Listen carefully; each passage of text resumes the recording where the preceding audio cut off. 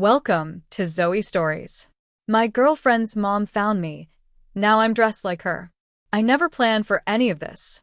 Honestly, I thought I had everything under control. A perfect relationship, a stable job, and a secret I kept carefully buried beneath layers of normalcy. But secrets have a way of slipping through cracks when you least expect it.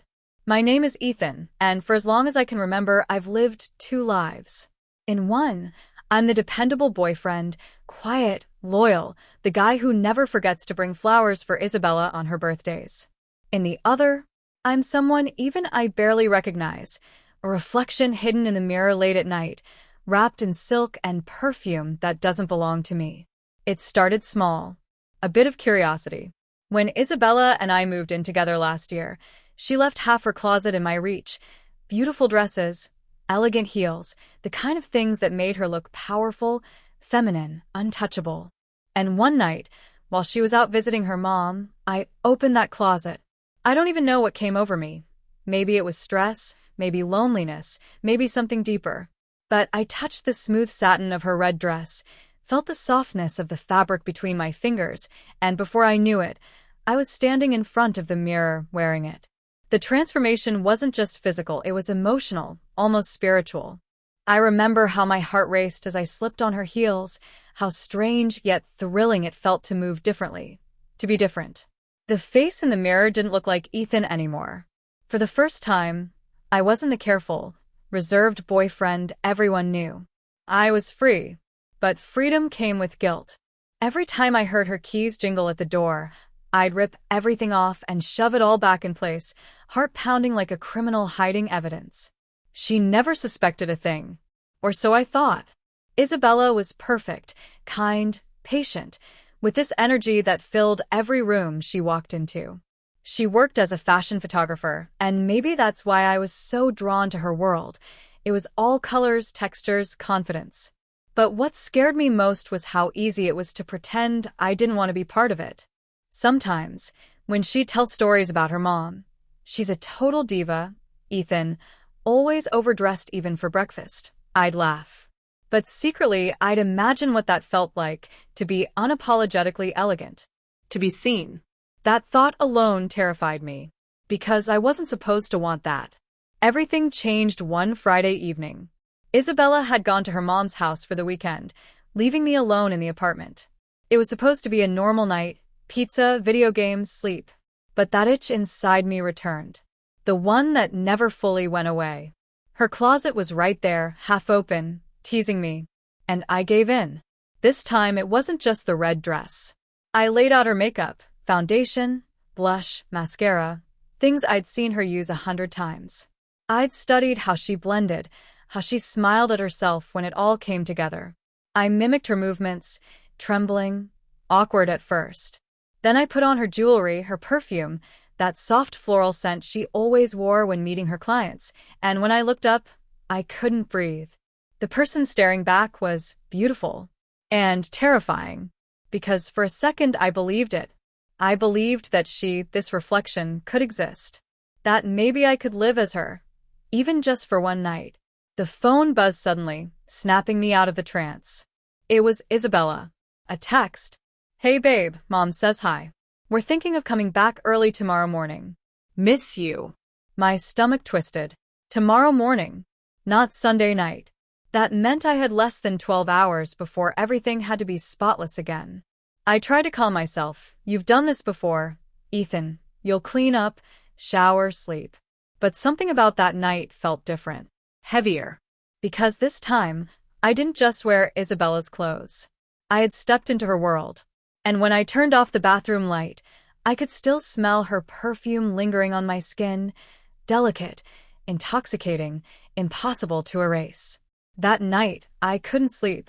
Every time I closed my eyes, I saw myself in the mirror, lipstick slightly smudged, curls falling over my cheek, trembling hands touching the face of a stranger. It was too real, too alive. By morning, I thought I'd shaken it off. I had cleaned everything, put every piece back perfectly. But when Isabella called to say, "Mom wants to visit next weekend, hope that's okay," I froze. Because suddenly I realized I wasn't just afraid of Isabella finding out anymore. I was terrified of her mom. Her mom, Veronica, was elegance personified, stylish, sharp-tongued, and intimidating in that way only powerful women can be. And now I couldn't stop imagining what she'd think if she saw me like that. Would she laugh? Disown me? Tell Isabella the first was a freak? But fate has a cruel sense of humor. And the more I tried to hide from that part of myself, the closer I came to being caught. Because what I didn't know, what I couldn't possibly have guessed, was that the woman who would eventually discover my secret wouldn't be Isabella. It would be her mother. And when she did, she wouldn't be angry. She'd have a plan. I didn't sleep that night. Every time I closed my eyes, I saw Veronica's face, calm, unreadable, like she knew something I didn't. Her words echoed endlessly. Tomorrow, 7 p.m. I must have read that text 100 times. I even typed a dozen replies. I can't come. Please forget what you saw. I'm sorry, but deleted everyone. No matter how much I told myself to stay away, a part of me wanted to know what would happen if I didn't. When Saturday evening came, I sat on the couch staring at the clock. 6:45 p.m. 15 minutes until whatever this was. At 6:59, I stood outside her house. The Hale residence looked like something out of a magazine. Polished marble, manicured hedges, the faint scent of roses in the air. I raised my hand to knock but hesitated. What was I doing here? Before I could decide, the door opened. Veronica stood there, immaculate as always. A cream-colored silk blouse, black skirt, diamond earrings that caught the fading sunlight. She looked at me without surprise, as though she'd known I'd come all along. Right on time, she said. Come in. Her voice was calm, Controlled, dangerous in its composure. I stepped inside. The house was quiet, filled with the faint sound of classical music. She gestured toward the living room, and I followed her, feeling like a trespasser in a forbidden world. She handed me a glass of water and sat across from me, crossing her legs gracefully. Relax, she said. You look like you're about to confess to a crime. I tried to smile. I don't really understand why you wanted me here. She tilted her head. Curiosity. And maybe something else. Her eyes lingered on me, sharp and assessing. You looked comfortable that night. More comfortable than I expected. My chest tightened. I was just experimenting. Don't lie, she interrupted softly. You weren't experimenting. You were yourself. Her words hung in the air like perfume, sweet, suffocating. I looked away. Please, Mrs. Hale, I don't want any trouble. If you tell Isabella, she'll... Who said I was going to tell her? Veronica leaned forward slightly, her tone still soft but with an edge that made me uneasy. You think I'm here to blackmail you? I didn't answer. I didn't know what to believe. She smiled faintly. Relax, Ethan. I'm not the villain here. I'm offering you something. I frowned. Offering me what? A chance, she said, to see what you're really capable of. She stood and walked toward a large wardrobe near the hallway. When she opened it, my heart skipped a beat. Inside were rows of elegant clothes, silk dresses, fitted blazers, heels of every shade. And hanging in the center was a deep burgundy dress, the kind that demanded attention. She turned to me. I want you to try this on. I froze. What? No. I can't. You can, she said firmly. You've already done it before. You just need to stop pretending it was an accident. Her confidence disarmed me. I felt trapped between shame and curiosity, fear and desire. Why are you doing this? I asked quietly. Veronica smiled. Because I see something in you. Most people live their whole lives pretending to be what others expect. But you've already broken that rule. I'm simply giving you a mirror. She handed me the dress. The fabric was soft, expensive, heavier than I expected. I'll wait in the other room, she said, walking away. You have 5 minutes. The door closed behind her, and suddenly the house felt too silent. I stared at the dress in my hands. It smelled faintly of her perfume. Part of me screamed to leave, to throw it down and run.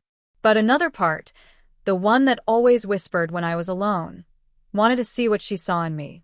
I changed slowly, every movement trembling. The zipper slid up my back, and the dress fit perfectly, almost frighteningly so. I caught sight of myself in the mirror. Bare face, messy hair, but the shape, the silhouette, it was enough to send a shock of adrenaline through me.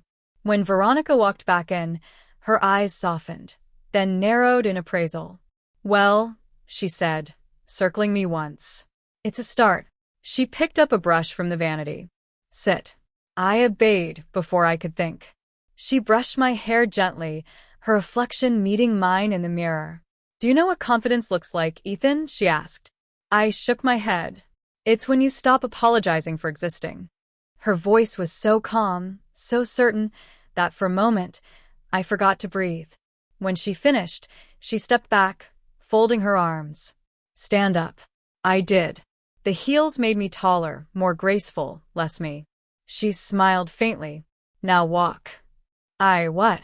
Walk across the room. Shoulders back, chin up. I hesitated, then took a step. The heel wobbled slightly, but she didn't correct me. "Again," she said. Slower. "Own it." I obeyed. Again.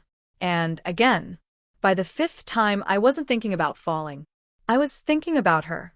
How she carried herself, how her presence filled a room. And in some strange way, I was becoming her. When I turned back toward her, she was smiling, really smiling this time. "Better," she said softly. "Much better."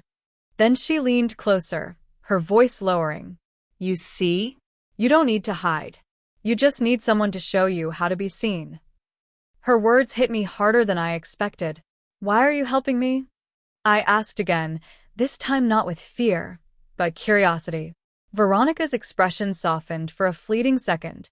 "Maybe," she said, "because I see a part of myself in you."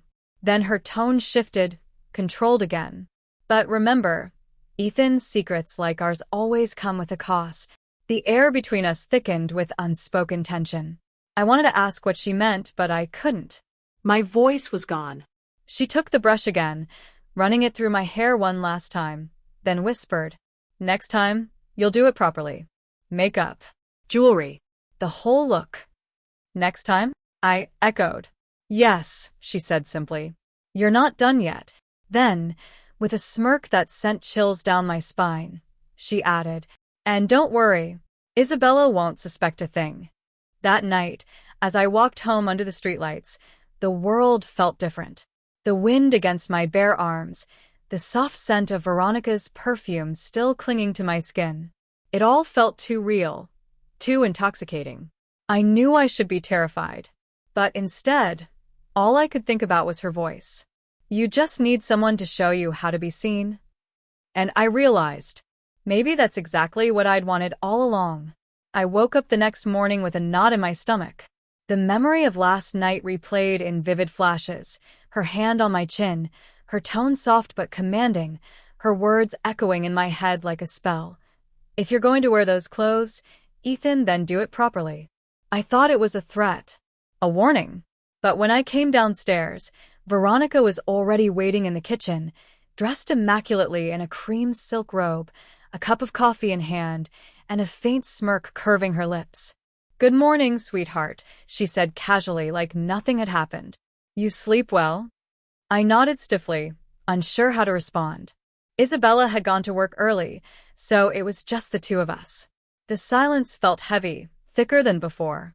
Veronica gestured to the seat across from her. "Sit down. "We need to talk." Her tone wasn't cold. It was unsettlingly calm. I sat, trying to keep my eyes off her flawless appearance, her smooth skin, her effortless elegance, the faint trace of perfume that hung in the air. "I'm not angry about last night," she said, stirring her coffee. "I was surprised, yes. But mostly I was curious." "Curious?" I echoed, wary. She leaned back in her chair, studying me. "You've been living with my daughter for a year, and in that time, you've managed to hide this entire side of yourself. That takes dedication." My pulse quickened. "It's not like that. It's just something private. Something I do to feel." She interrupted softly. "Alive." Her guess hit too close to home. I froze. Veronica smiled knowingly. You think I don't understand, Ethan? You think I haven't met men who wanted to explore sides of themselves they were too afraid to show? She leaned forward, voice low and deliberate. You'd be surprised what people confess to me when they think no one's listening. There was something hypnotic about the way she spoke, like she could see straight through me. Then she set her cup down and said the words that changed everything. I want to help you. I blinked. Help me? She nodded. You've clearly got an interest in expressing your feminine side, but you're doing it all wrong. You hide in the dark, you rush, you panic when you're caught. That's not living. That's suffering. My throat tightened. So, well, what are you suggesting? Her lips curved into a knowing smile. A little experiment. You let me guide you. I'll teach you how to present yourself properly, how to walk, speak, move, dress, the way a woman does. No shame, no fear, just honesty. I stared at her, dumbfounded. You're serious? Completely. But why? I asked. Why would you even? She tilted her head slightly.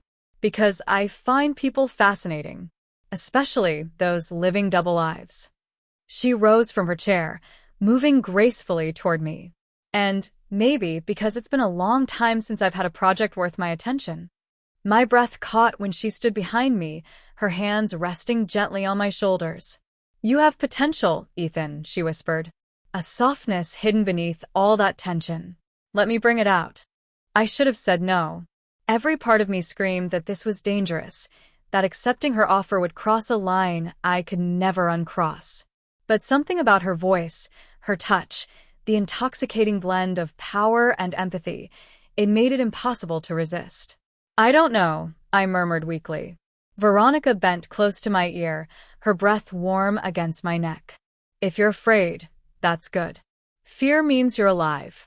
But trust me, Ethan, by the time we're done, you'll see yourself in a way you never have before. When I turned to look at her, her eyes gleamed with quiet authority and something darker. Come to my room tonight, she said, walking toward the stairs. 7 o'clock sharp. Wear nothing. I'll provide everything you need. And then she was gone. The rest of the day passed in a blur. I couldn't focus on anything.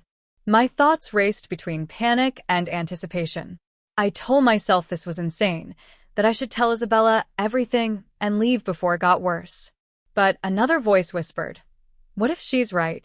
At exactly 7, I stood outside her bedroom door, heart pounding so hard it hurt. I raised my hand to knock, but before I could, the door opened. Veronica stood there, wearing a black fitted dress and heels, her hair cascading perfectly over her shoulders. The room behind her glowed with warm light and the faint scent of perfume. Right on time, she said softly. Good boy. I stepped inside. The door clicked shut behind me. Laid out across her bed was an array of clothes, silk blouses, skirts, stockings, heels, each more feminine than the last. There was also makeup, jewelry, even a wig that looked eerily similar to her own hair. My voice trembled. You really planned all this? Veronica smiled, crossing her arms. Of course. If you're going to play the part, Ethan, you're going to do it properly. She picked up a pale pink slip dress and held it against my chest. This will do for tonight, she murmured. Soft, simple, and just revealing enough to make you nervous. I swallowed hard, unable to move. Don't just stand there, she said with quiet authority. Undress. My hands shook as I obeyed, every nerve in my body alive with tension. When I was down to my boxers, she circled me slowly, assessing me like an artist inspecting her canvas. She mused. You'll need shaping, smoothness, grace. But we can work with this. She handed me the slip dress. Put it on. As the fabric slid over my skin, I felt a strange mix of shame and exhilaration. The soft material clung to me, transforming my reflection in the mirror into something unfamiliar, something almost beautiful. Veronica came up behind me, adjusting the straps on my shoulders, her fingertips barely grazing my skin. Better, she whispered. But we're just getting started. Her eyes met mine in the mirror. From now on, when you're with me, you'll do exactly as I say. Understood. I nodded wordlessly. Good, she said, a satisfied smile spreading across her lips. Then let's begin. I stood there in Veronica's dimly lit room, wearing the slip dress she had chosen for me. My heart thudded so loudly, I thought she could hear it. The silk clung to my chest and thighs, whispering against my skin with every breath I took. Veronica circled me slowly, like a sculptor admiring her unfinished work. Her perfume, rich, mature, intoxicating, wrapped around me, making my head light. Relax your shoulders, she said softly. You're not a soldier. You're a woman learning to breathe. I obeyed, exhaling shakily. She came closer, her hands ghosting over my arms, gently adjusting my posture. Better, she murmured. Now lift your chin. No one will believe your beauty if you don't. Her words struck deep. Beauty. No one had ever said that to me, not like that. She led me to the vanity table. The mirror reflected two figures, me, trembling in pastel silk, and her, poised and powerful behind me. Do you see the difference? She asked quietly. I nodded weakly. You see a man pretending, she said, brushing her fingers through my hair. I see someone waiting to be seen. Someone who doesn't yet know how powerful they look when they stop hiding. I didn't know how to respond. My throat felt dry. Then she picked up a foundation brush. Let's begin. Her movements were slow and deliberate. The first stroke of makeup felt like an initiation. She spoke as she worked, each word sinking into me deeper than the color she applied. Makeup isn't about disguise, she said, dabbing concealer beneath my eyes. It's a language. You're not hiding. You're translating yourself into a form the world can finally read. I watched my reflection change, my skin evening out, my cheekbones sharpening under the touch of her brush. With each layer, the face in the mirror looked less like the Ethan I knew and more like someone softer, quieter, someone who looked like her. When she painted my lips with a pale rose color, I gasped. I look beautiful, she finished for me, smiling faintly. Say it. I look beautiful. Louder. I look beautiful. Her eyes glinted with satisfaction. Good. Now let's make you move like it. She turned on music, something slow, jazzy, sensual. Then she slipped off her heels and stood before me barefoot, her robe flowing around her. Walk toward me, she said. I tried. My steps were awkward, stiff. The hem of the dress brushed my knees, making me stumble slightly. She laughed softly, not cruelly, but with amused warmth. Again. But this time, imagine every step is a whisper. Don't stomp. Glide. Her hands rested lightly on my hips, guiding them in a slow rhythm. Your center of balance changes. When you walk as a woman, you lead from here, she said, pressing her palm against my waist. Not your chest. Not your shoulders. Here. Her touch lingered, steady and warm. I felt my face flush. That's it, she whispered. Now you're moving. We practiced for what felt like hours. Each time I faltered, she corrected me with gentle but firm precision. Her voice carried both control and care, like a teacher training a dancer. By the time she told me to stop, my legs trembled from the unfamiliar movements, but my heart felt strangely light.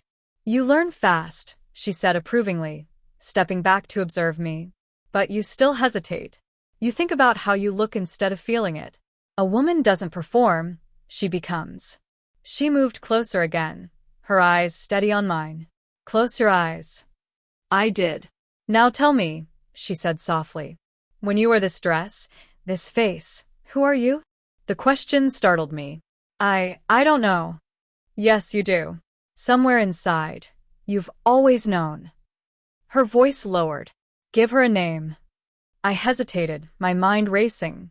Then the name slipped out like a secret I'd been keeping for years. Evelyn. Veronica smiled, her eyes softening. Evelyn, she repeated, tasting the word. Yes. That suits you. She placed a hand under my chin, tilting my face up toward hers. Look at me, Evelyn. When I open my eyes, The room seemed brighter. Or maybe it was me. For the first time, I didn't see a man pretending. I saw someone becoming. Veronica smiled approvingly. Now, Evelyn, you're ready for your next lesson. I swallowed hard. Next lesson? Oh, we've only just begun, she said, her tone shifting, deeper, more deliberate. You've learned to wear the face and walk the walk. But now, you'll learn how to feel like her. She turned to the dresser, pulling open a drawer.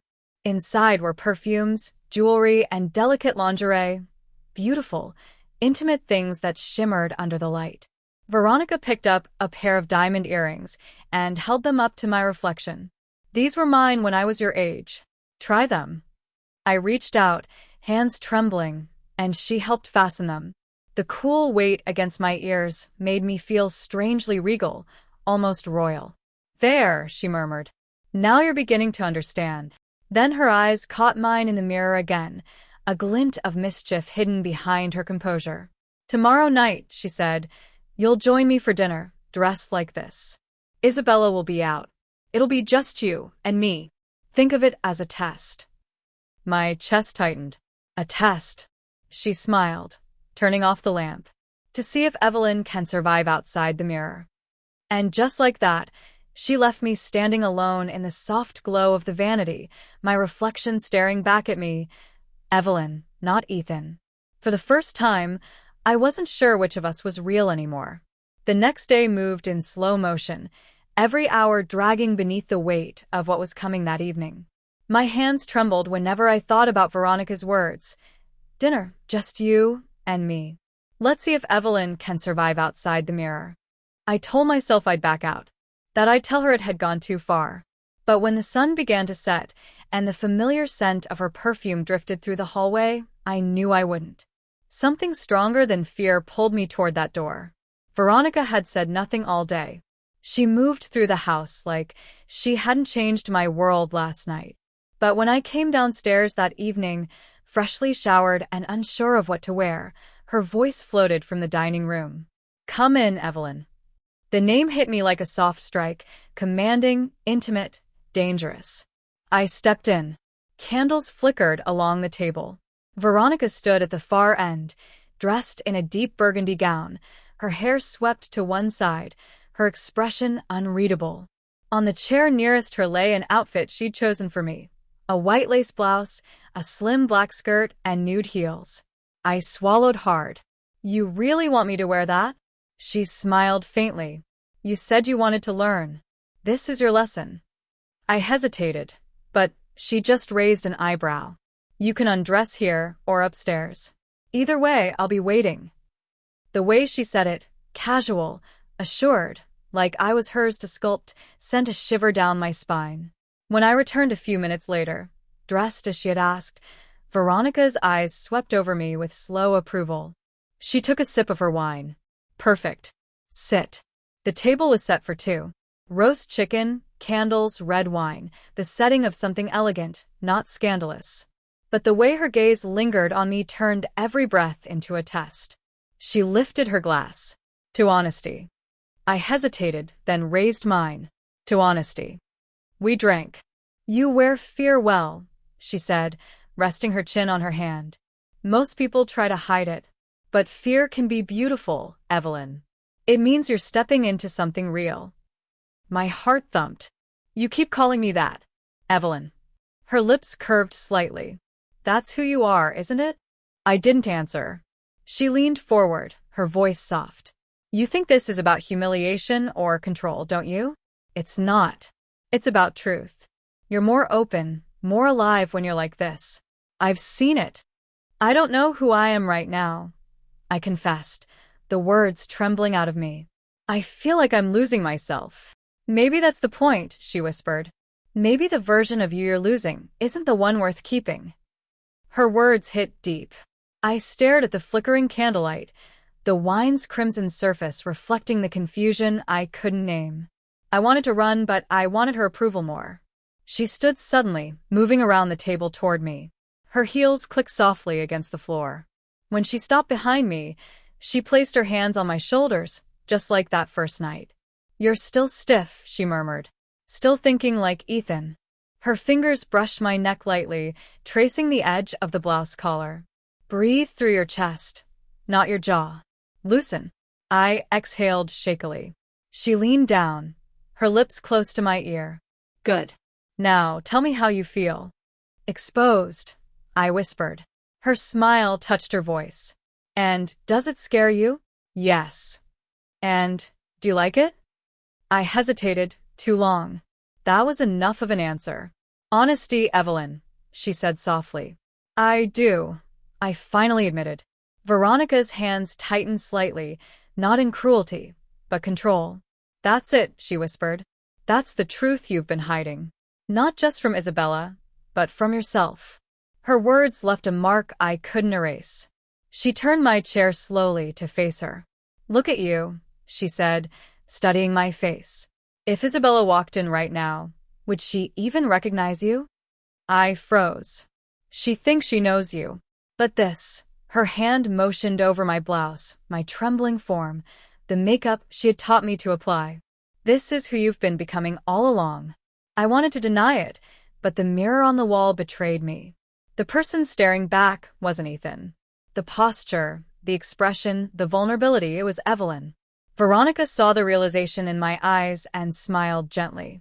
You see it now, don't you? I swallowed. I don't know what to do with it. She knelt beside me, her hand brushing a strand of hair from my cheek. You don't have to do anything. Just stop fighting it. Her eyes held mine, firm yet kind. Tomorrow, Isabella's coming home early. You'll have to decide if she meets Ethan or Evelyn. The room fell silent. My heartbeat filled the air. That's your real test, Veronica said softly, standing and refilling her wine glass. Who do you want to be when the lights are on and someone's watching?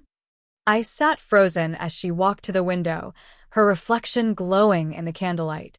Good night, Evelyn, she said, her voice smooth, deliberate. Sleep well. You'll need your strength. When she left, I stayed there, staring at the empty chair across from me.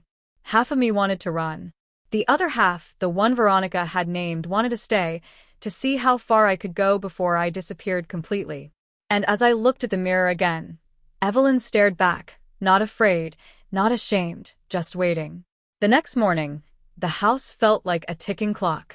Every sound, the creak of the floorboards, the hum of the refrigerator, sounded too loud, too sharp. I could still smell Veronica's perfume on my clothes. All night I had replayed her words. Tomorrow, Isabella's coming home early. You'll have to decide if she meets Ethan or Evelyn. It haunted me. It thrilled me. It terrified me. By noon, I was pacing my room, half-dressed, unable to decide who I wanted to be when Isabella walked through that door. My hands shook as I touched the vanity, the same place Veronica had transformed me. The brushes still lay scattered, the lipstick half open. In the mirror, my reflection looked fractured, Ethan staring back through smudged makeup, torn between two worlds. Then came the sound I dreaded most, the click of the front door. She was home. Ethan? Isabella's voice called out, bright and familiar. I got off early, where are you? Panic surged through me. I looked at the half-painted face in the mirror, the feminine blouse Veronica had told me to practice in. I tried to wipe the lipstick, but it smeared, leaving a stain that screamed louder than any word could. I grabbed a towel, scrubbing frantically. My heart hammered. Ethan? Her footsteps drew closer. I barely managed to shove the makeup under the vanity when the knock came. Can I come in? I froze. Yeah, just a second. I threw on a sweatshirt, hoping it would hide everything, and swung the door open with what I hoped was a normal smile. But the moment I saw her, my chest twisted. Isabella looked radiant, soft curls framing her face, her eyes lighting up when she saw me. Hey, you okay? Yeah, I said quickly. Just wasn't expecting you so soon. She stepped forward, wrapping her arms around me. I stiffened instinctively, terrified she'd smell Veronica's perfume still clinging to me. She murmured, pulling back slightly. You smell different. My blood turned to ice. Soap, I said too fast. Changed brands. She tilted her head, smiling.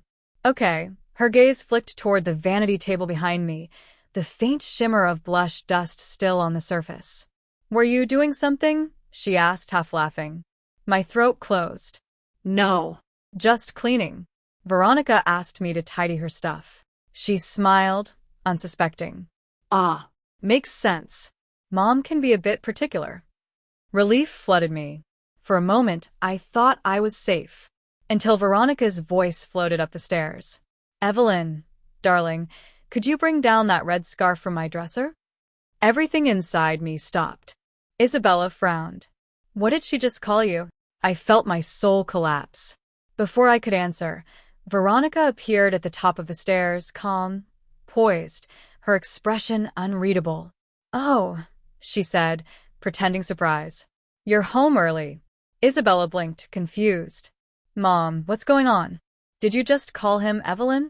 Veronica smiled faintly. A little nickname. For fun. My heart raced so hard I thought I might faint. Isabella looked between us, suspicion creeping in. Why do you even have a nickname for my boyfriend? It's harmless, Veronica said smoothly. We've been working on something together. Working on what? Veronica stepped closer, her tone calm but deliberate. Ethan has been helping me with a personal project. You know how I mentor people for confidence training? He's been volunteering. I nodded desperately. Yeah, exactly. Isabella folded her arms. Confidence training? Mom, that sounds weird. It's not weird, Veronica said, brushing off the tension with a smile. Why don't you come see for yourself? Before I could react, Veronica's hand was on my back, guiding me toward the bedroom. Mom, Isabella started, but Veronica was already pushing the door open. The room still looked exactly like last night, makeup scattered, dress draped across the chair, the scent of perfume thick in the air.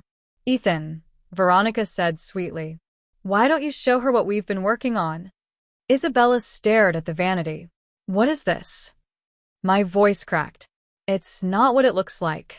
Veronica laughed softly. Isn't it? He's been learning to explore a more vulnerable side of himself. You should be proud. Proud? Isabella's voice rose. You've been playing dress up with my boyfriend? I looked at her, desperate. It wasn't like that.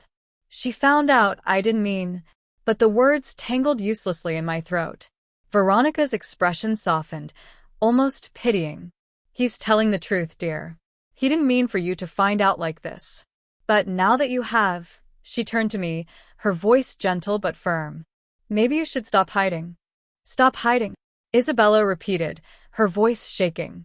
What is she talking about? Veronica's eyes locked on mine. Say it. The room blurred. My reflection shimmered in the mirror. Half Ethan, half Evelyn. And for the first time, I heard my voice whisper something I didn't recognize. It's true. Silence. Isabella stared, wide-eyed. What's true? I like dressing this way, I said, the words spilling out in trembling gasps. It started as a secret, but it's part of me. I didn't mean to hide it from you. The look on her face, shock, confusion, betrayal, cut deeper than I could bear. Veronica stood quietly behind her, her hand resting on the doorframe, watching it all unfold like a scene she'd scripted. I think, she said softly, you two need to talk. And then she left, closing the door behind her. The air between us felt heavy enough to choke on. Isabella took a step back, her voice barely a whisper. I don't even know who you are anymore. Neither did I. I sat in front of the mirror, staring at the reflection that no longer looked like me, yet somehow felt too much like the real me. The reflection wasn't Adam, the quiet, dependable boyfriend Isabella thought she knew. It was someone softer, more careful, more deliberate, a woman dressed in elegance, in control and utterly fragile all at once. I reached up and touched my cheek, feeling the warmth of the blush I had applied just moments ago. My lips were painted a soft mauve, the same shade I'd once complimented Isabella's mother, Marina, on during dinner. It suits your skin tone, I'd said awkwardly, never expecting I'd one day wear that very color. Now I did, and I couldn't stop staring. It had started as curiosity, trying on a blouse Marina had left behind after laundry day, just to see how it felt. But now I was in her full outfit, a fitted pencil skirt, silky blouse, pearls draped neatly across my collarbone, and even her heels, the same ones she'd clicked across the marble floor last night when she'd hugged Isabella goodbye. The feeling of silk against my skin was intoxicating, almost dangerous. Every time I told myself to change back, my reflection seemed to whisper, just one more minute, just one more touch. But I wasn't stupid. I knew this was wrong, reckless even. Marina could return any time. Isabella could FaceTime me out of nowhere. Still, something deeper pulled me in. It wasn't just the thrill of being caught. It was something more painful.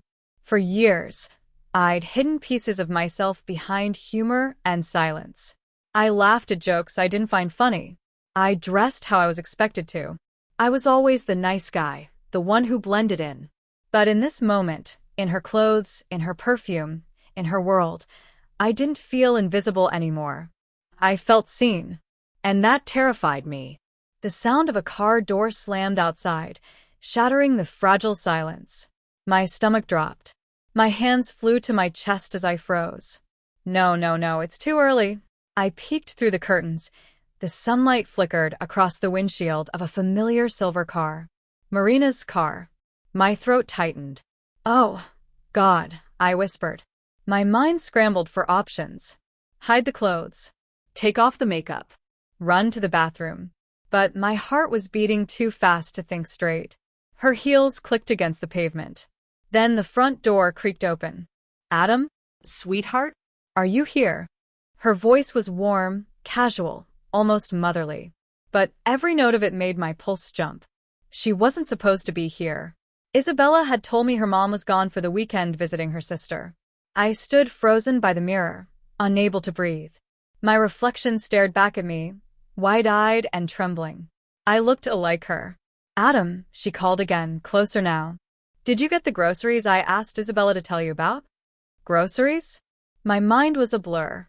Isabella hadn't said anything about that. My mouth went dry as footsteps approached the bedroom door. Think. I grabbed a robe from the chair, pulling it over myself. The scent of Marina's perfume still clung to the silk, too strong to hide. I wiped my lipstick with a tissue, but it only smeared across my cheek. The evidence was everywhere. Her jewelry, her clothes, the faint heel marks on the rug. The doorknob turned. My body moved on instinct. I dove into the bathroom, shutting the door just as the bedroom opened. Her voice came through, calm but suspicious. Adam? Why is the window open? And she paused. Are those my shoes? Panic rose like a wave. I could hear her heels clicking closer. My mind raced through excuses. Laundry accident, curiosity, prank, but every word sounded hollow in my head. The mirror across the bathroom caught my face again. My smudged lipstick, trembling hands, and that faint look in my eyes, shame mixed with something I didn't want to name. Then, silence. No footsteps. No sound. I leaned closer to the door, barely breathing. Maybe she'd left? Maybe I could sneak out, pretend none of this happened. The handle twisted slowly. Adam, she said softly, her tone unreadable now. I know you're in there. Her voice wasn't angry. It was almost curious. That was somehow worse. I froze, eyes darting around the tiny room. There was nowhere to go. No way to hide. My reflection met my gaze again, pleading, terrified. I just want to talk, Marina said. Please open the door.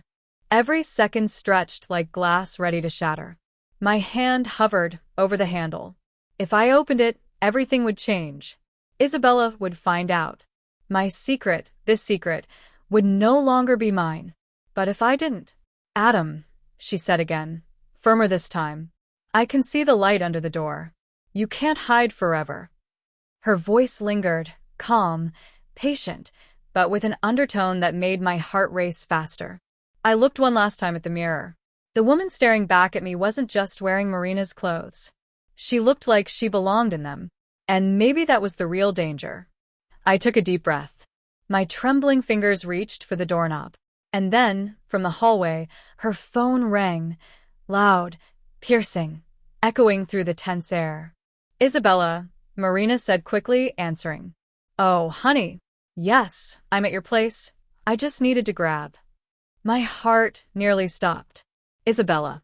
Marina continued, her voice lower now. Yes, Adam's here. I think he's just changing or something. I covered my mouth, feeling heat flood my cheeks. Her tone shifted, soft, but with something hidden underneath. Don't worry, dear. Everything's fine. I'll handle it. Then came the words that made my blood run cold. I'll take care of him. The click of her phone closing was the loudest sound I'd ever heard. And in that moment I realized she knew, and she wasn't leaving. The air felt heavy, too still, too quiet, like the house itself was holding its breath. I pressed my ear against the bathroom door, my pulse pounding so hard it drowned out everything else. On the other side, Marina's heels shifted slightly against the wooden floor. Adam, she said softly, come out. Please. Her voice had changed. It wasn't stern. It wasn't kind. It was measured, controlled in a way that made me feel like prey being studied by its hunter. I hesitated. My heart screamed to stay inside, but something about her tone, that eerie calm, pulled me closer to the handle. My hand shook as I slowly turned it. The latch clicked, the door creaked open, and there she was. Marina stood in the doorway, framed by the soft afternoon light. Her hair was perfectly styled, her blouse tucked neatly into tailored slacks, but her eyes weren't angry. They were sharp, curious, scanning me from head to toe like she was trying to solve a puzzle. And then her gaze dropped to the edge of the robe, to the faint shimmer of her silk blouse peeking out beneath it, to the smudge of lipstick I'd missed. The silence was unbearable. Finally, she spoke, her voice gentle but edged with amusement. Those are mine. My throat went dry. I can explain. Please, she interrupted, stepping closer. Do. Her perfume filled the air, that rich, floral scent that clung to everything she touched. It wrapped around me like a memory, suffocating and sweet. My voice cracked. I didn't mean to. Didn't mean to what, Adam? She asked quietly. Didn't mean to open my closet? Didn't mean to wear my clothes? Didn't mean to put on my lipstick? Every word landed like a slap. I couldn't look her in the eye. I was curious. I finally muttered, my voice trembling. I just wanted to know what it felt like. Her expression softened, but not entirely. And what does it feel like? The question caught me off guard. What? Wearing them, she said simply. The clothes, the makeup, all of it. What does it feel like? I wanted to run. I wanted to disappear. But her gaze held me there, like she could see every lie before I could speak it. So I told the truth, or at least part of it. It feels right, I whispered. Marina tilted her head, intrigued. Right? I nodded, barely able to breathe. It's stupid, I know. It's not what it looks like. Oh, but it is, she interrupted smoothly. It's exactly what it looks like. Her words froze me. Then she did something that made my stomach flip. She smiled. Not cruelly, not kindly, just knowingly. She stepped closer until we were only a few feet apart. I could see the faint shimmer of her lipstick, the light in her eyes reflecting off the gold necklace around her throat. You know, she said quietly, when I was younger, I used to sneak into my mother's closet too. I blinked, caught completely off guard. You what? She laughed softly, a low, nostalgic sound. Oh, yes. I'd try on her pearls and walk around in her heels until she came home and caught me. I thought she'd be furious, but instead, she said something I'll never forget. What did she say? She said, sometimes we need to wear someone else's skin to see who we really are. Her words sank deep, cutting through my panic and shame. For a moment, it felt like she wasn't judging me, like she understood. But then her tone shifted again, slower, deliberate. Of course, I was a girl doing that. Society forgives that. But you. She let the word hang, unfinished, heavy. I swallowed hard. Marina, please, don't tell Isabella. I swear I'll never. Don't tell her. she repeated softly, stepping closer still. Why would I do that? I froze. What do you mean? Her smile widened, calm, dangerous. You think I'm angry, but I'm not. She brushed a stray strand of hair from my forehead with the tip of her manicured nail. I'm fascinated. The touch sent a shiver down my spine. Marina, this isn't. Oh, relax, she said, her voice dropping almost to a whisper. I'm not here to shame you. In fact, her gaze flicked toward the vanity. I want to see how far you'd go. I blinked, stunned. What? She gestured to the vanity, to her makeup scattered across the counter. Finish what you started. Marina, please. Her voice hardened just slightly. If you want me to keep your little secret, you'll do as I say. My heart skipped. You're blackmailing me? Her lips curved.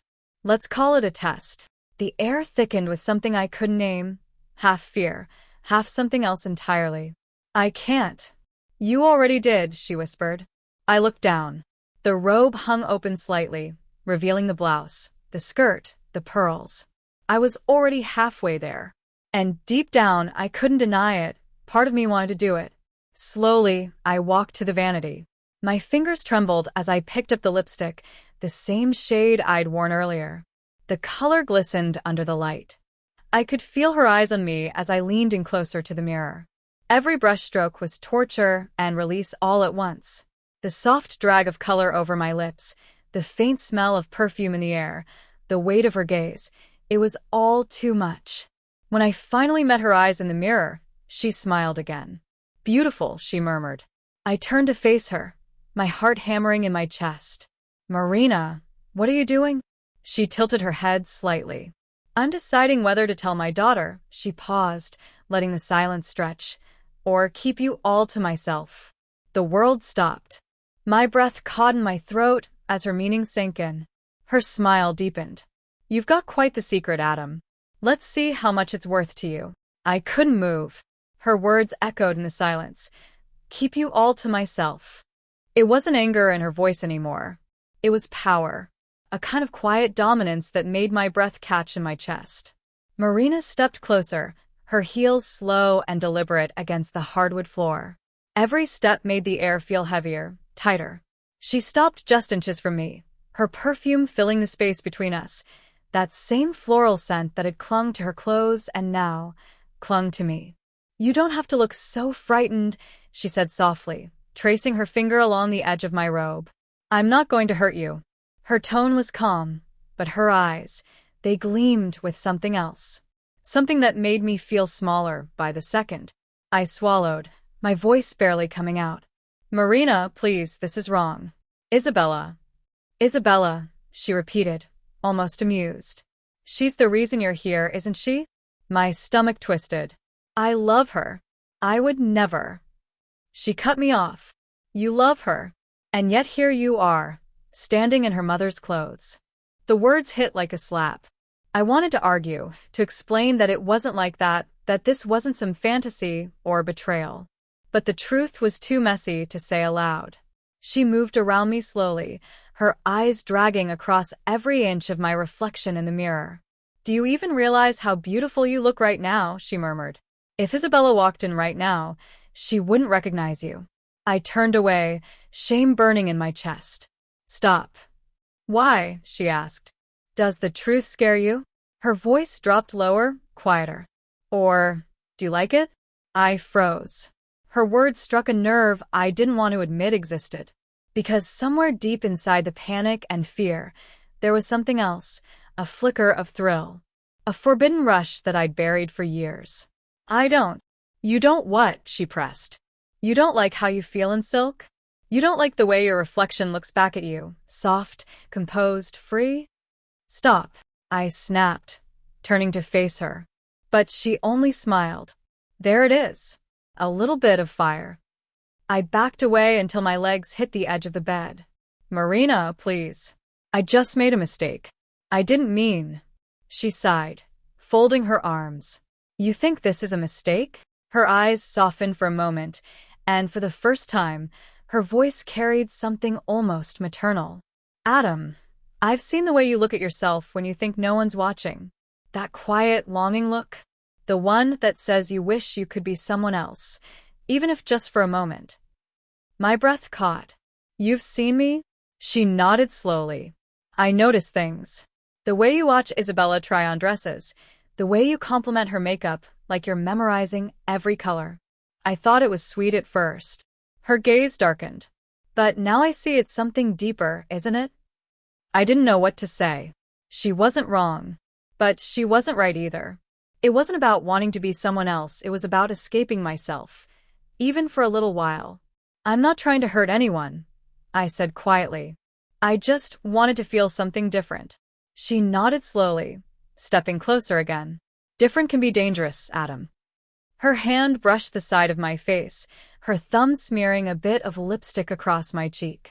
But sometimes, she whispered, danger looks beautiful.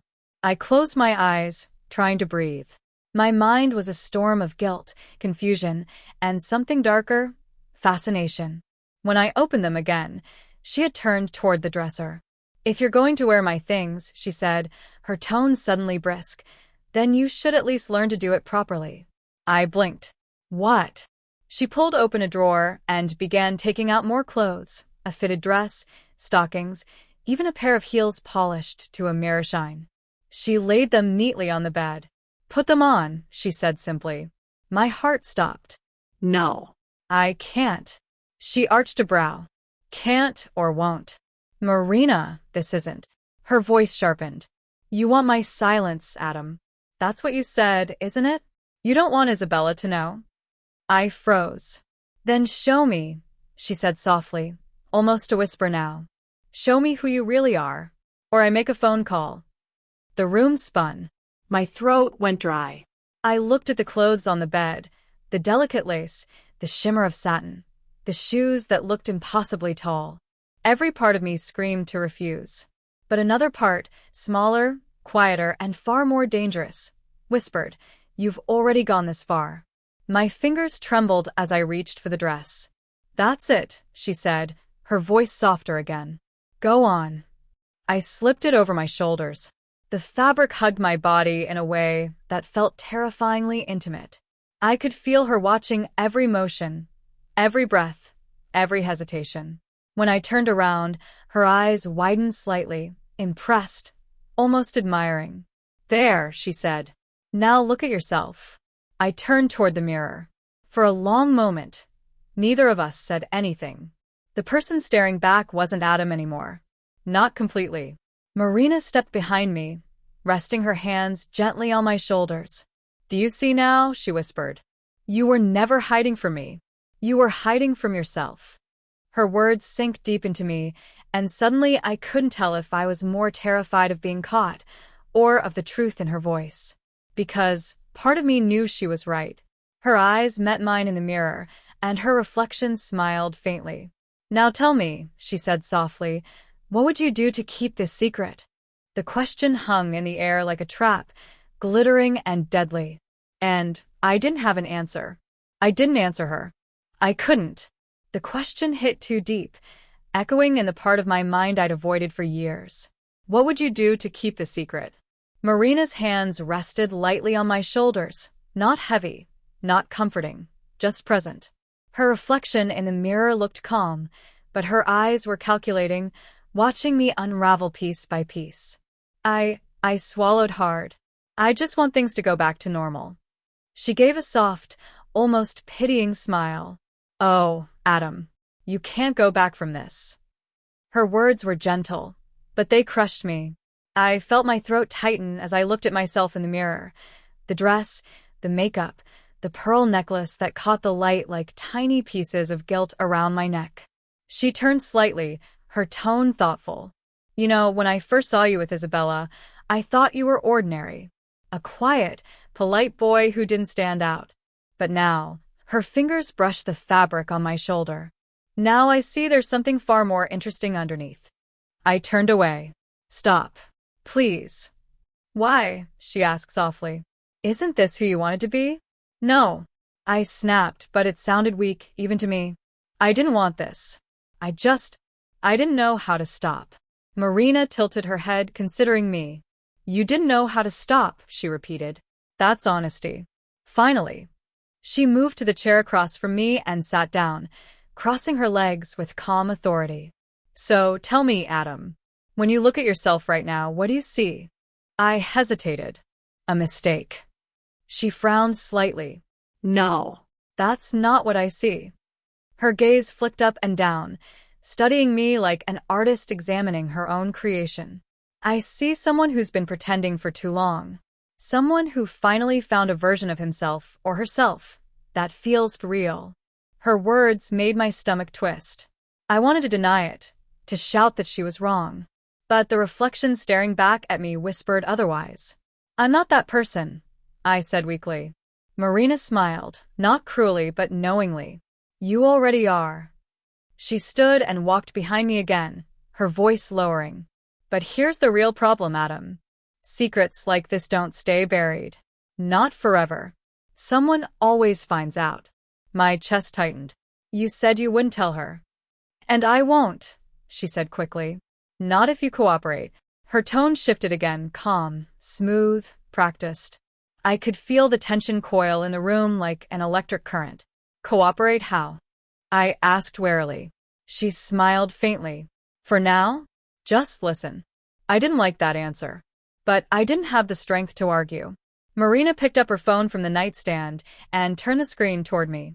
You see, Isabella told me she might stop by tonight. She wants to surprise you. My blood ran cold. What? She's been talking about how distant you've seemed lately, Marina continued, almost conversationally. She thinks you're hiding something. I told her she's probably imagining things. My heart hammered.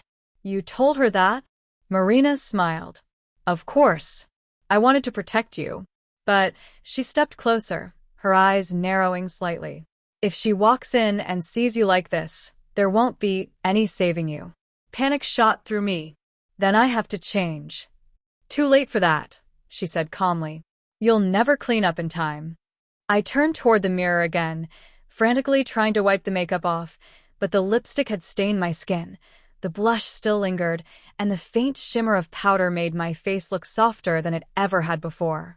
Tears stung my eyes. Please, Marina. I can't let her see me like this. She folded her arms. Then you'll do exactly as I say. I froze. What do you mean? Relax, she said, smiling again. I'm not cruel. I'm going to help you, teach you how to blend, how to hide what can't be hidden. I stared at her, unsure if she was serious. You want to help me? She nodded slowly. Think of it as a lesson in self-preservation. I hesitated, then nodded weakly. Marina moved to the vanity again, picking up a foundation sponge and leaning in close to my face. Don't move, she murmured. Her fingers were steady, skilled. She blotted the excess lipstick, softened the blush, adjusted the contour, each touch calculated, almost clinical. There, she said after a moment, stepping back. Less like me, more like you. I looked in the mirror. She was right. The face looking back was still feminine, softer, more androgynous, but no longer a full imitation of her. A strange relief washed through me, tangled with something darker. Why are you doing this? I asked quietly. Marina smiled faintly. Because, Adam, people like us, she paused, watching my reaction, need to protect ourselves. People like us? I repeated, confused. She looked away for a moment, her expression flickering. There are things Isabella doesn't know about me either. The words hung in the air like a spark. What do you mean? I asked carefully. Marina sighed. Let's just say you're not the only one who's lived with secrets. I stared at her reflection, the careful way she avoided my eyes. Something in her voice told me this wasn't just about control anymore. There was truth behind it. Old, painful truth. But before I could ask, her phone buzzed again.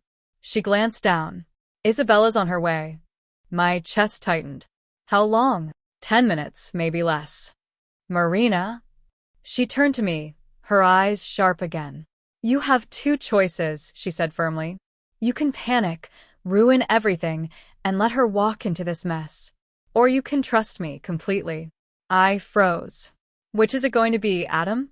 Her voice was steady, calm, absolute. I didn't know what to believe anymore, but something in her tone made me whisper, I trust you. Her lips curved into the faintest smile. Good. Then she reached for a silk scarf on the dresser. Put this on, she said. I did as she asked, wrapping it around my neck, feeling its smooth texture against my skin. She stepped back, studying me carefully, then nodded. Now, she said softly, let's see if we can keep your secret safe. And then, somewhere outside, a car door slammed shut. My heart stopped. She's here. The house was silent again. Too silent. The clock ticked above the fireplace, its steady rhythm mocking me as I stood frozen in front of the mirror, still dressed head to toe like Isabella's mom. The pearl necklace sat perfectly against my freshly shaven neck.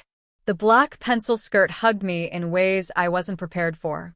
Every breath made me more aware of the tight blouse clinging to my chest and the faint scent of her perfume that refused to leave my skin. My heart wouldn't stop racing. I should have changed. I knew I should have. Isabella's mom, Mrs. Rivera, had seen me, really seen me, and though she hadn't screamed or freaked out, her words still echoed in my ears.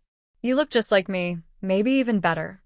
Those words were both a blessing and a curse.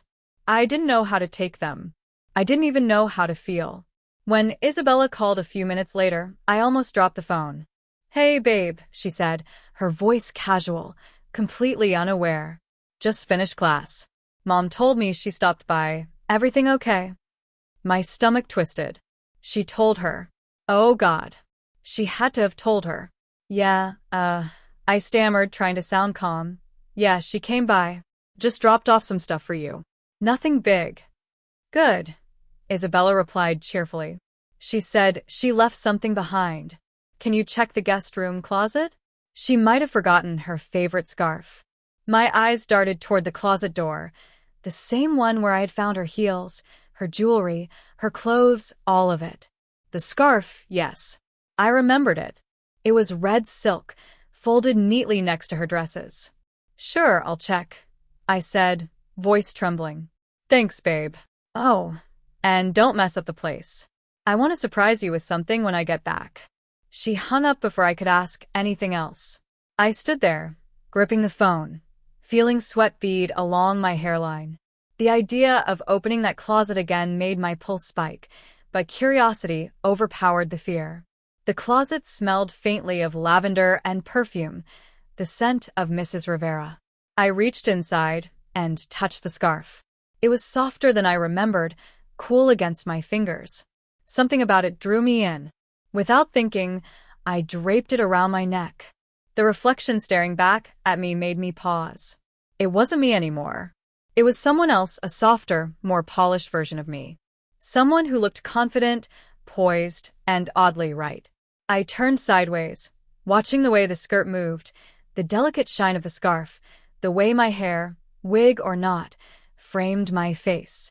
For a moment, I forgot about Isabella. I forgot about fear. I forgot about everything except the reflection. Then I heard it, a knock at the door. Not loud, but firm. My heart sank. I froze, every nerve in my body on fire. Slowly, I stepped away from the mirror. The knock came again, followed by a voice I recognized instantly. Sweetheart? It's Mom. I think I left my purse here. Mrs. Rivera. Panic surged through me like lightning. She came back. My mind scrambled for options. Hide, run, strip out of the clothes, but my body refused to move. I looked like her. I was her. If she saw me again like this, the doorknob turned. She was coming in. Oh, she gasped as the door opened halfway, catching me mid-step, frozen like a statue in her clothes. The world slowed down. Her eyes widened, scanning me from head to toe. You're still wearing them? I didn't speak. I couldn't. She stepped closer, her expression unreadable. You didn't take them off. I was just about to. I stammered, grabbing at the scarf, desperate to explain, but she caught my hand mid-motion. Don't, she whispered. Leave it.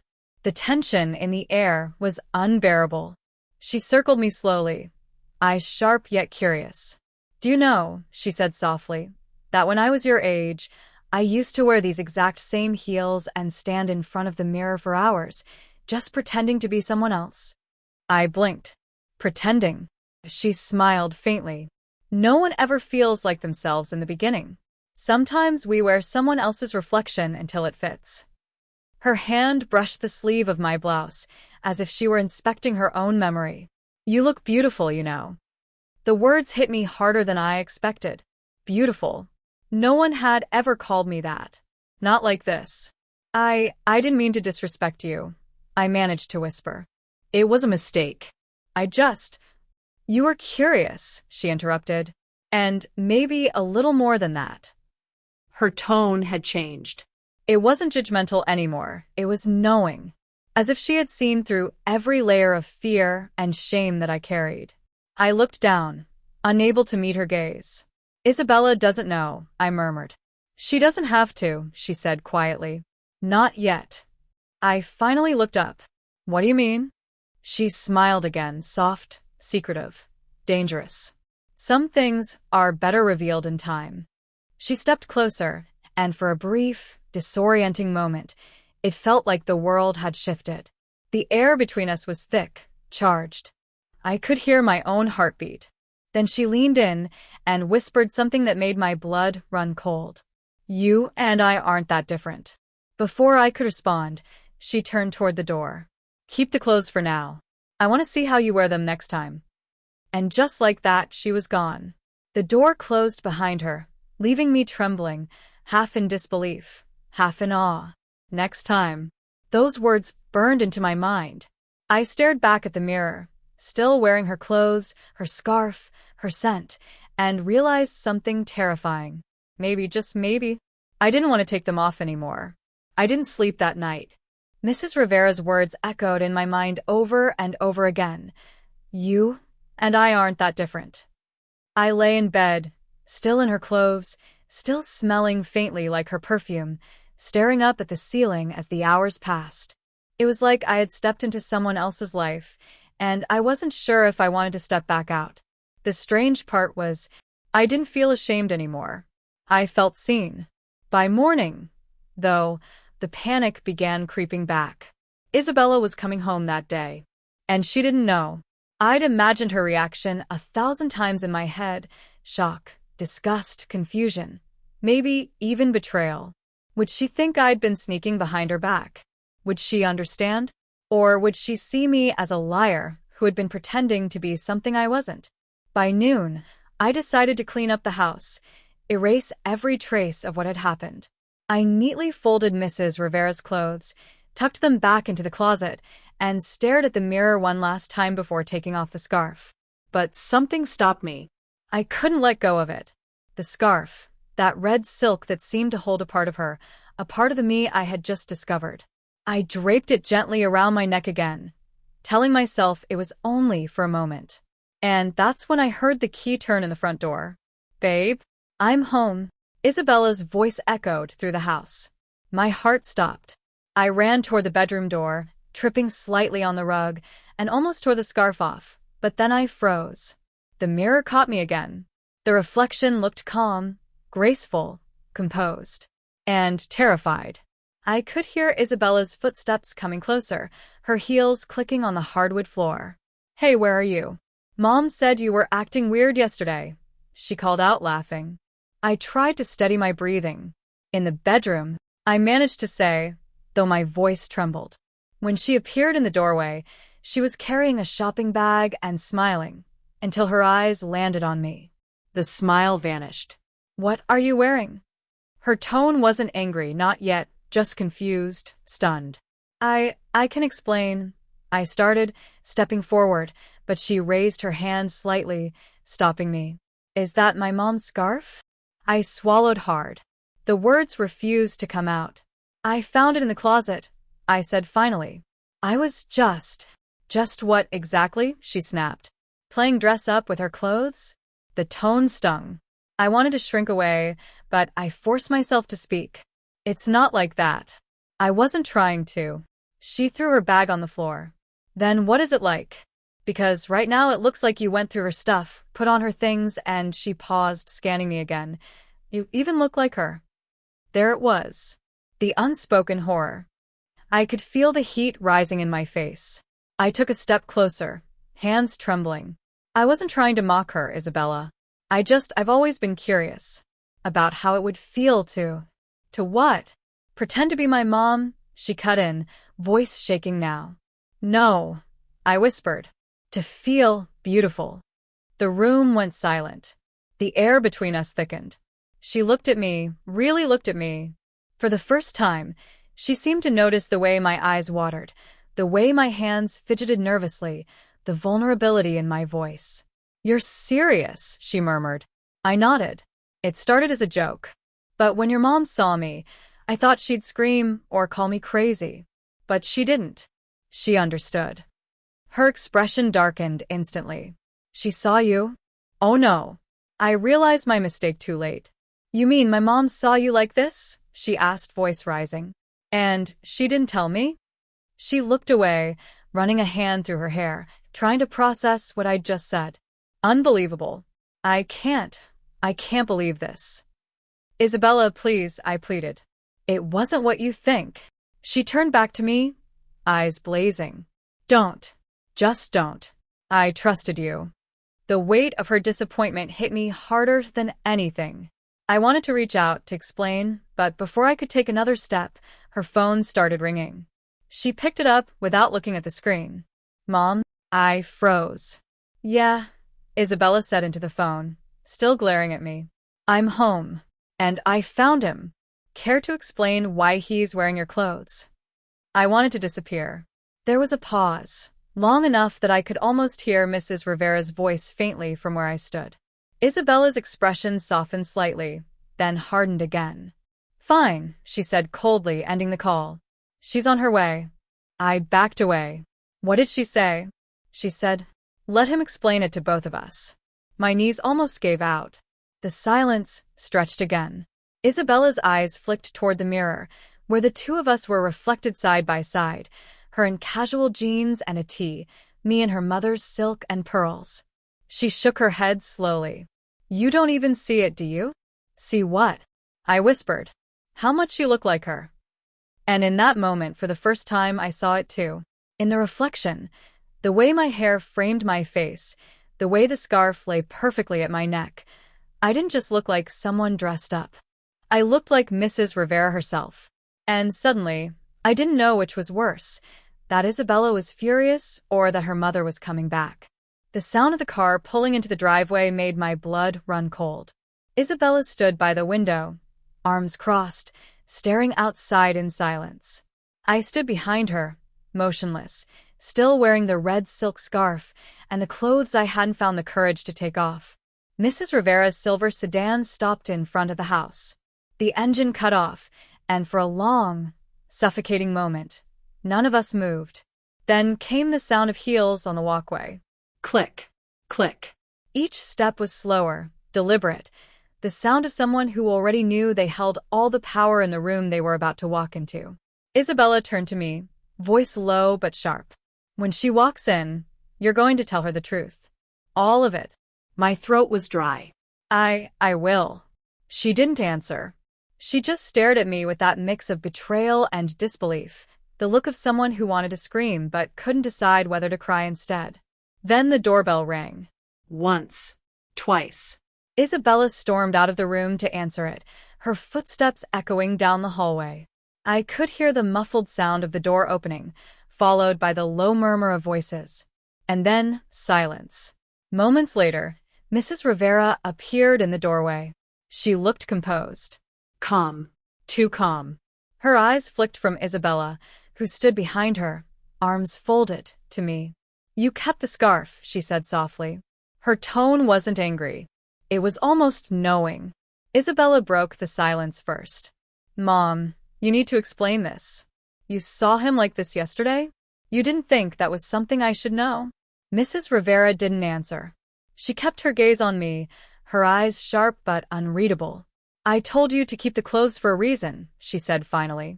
What reason? Isabella demanded, her voice cracking. Her mother sighed, then took a slow step into the room. Because, she said, eyes still locked on me, I wanted to see how far he'd go. The words hit me like a slap. Mom, what are you talking about? Isabella snapped.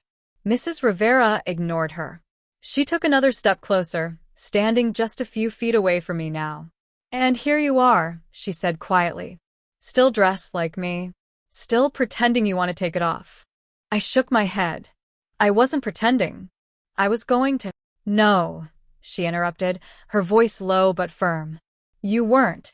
For a heartbeat, the room went completely still. I could feel Isabella's confusion behind me, but Mrs. Rivera's eyes held mine, unblinking, unyielding. There was something about her tone, the certainty in it, that made my stomach twist. You liked it, she whispered. Didn't you? The words caught me off guard. What? The clothes. The attention. The way it made you feel. My lips parted, but no sound came out. Because she was right. I had liked it. Too much. Isabella looked from her mom to me, her eyes narrowing as she began to piece things together. Wait, Mom. What are you saying? Mrs. Rivera smiled faintly. I'm saying that some secrets reveal who we truly are.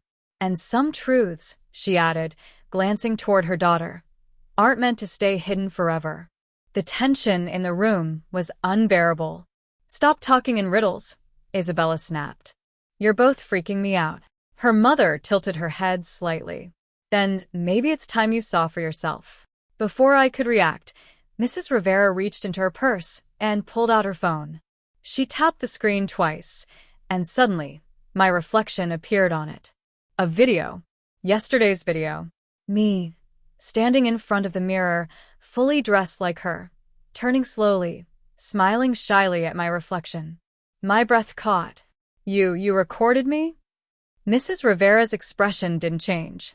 I told you I wanted to see how you wore my clothes next time. Isabella's face went pale. You recorded him? Mom, what the hell?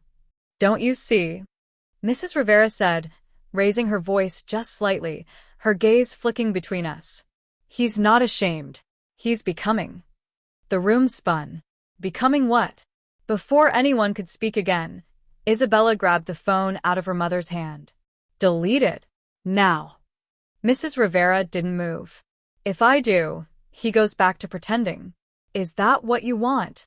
I want you to stop manipulating him, Isabella shouted, her voice shaking. The argument exploded between them, voices overlapping. Accusations, confusion, disbelief.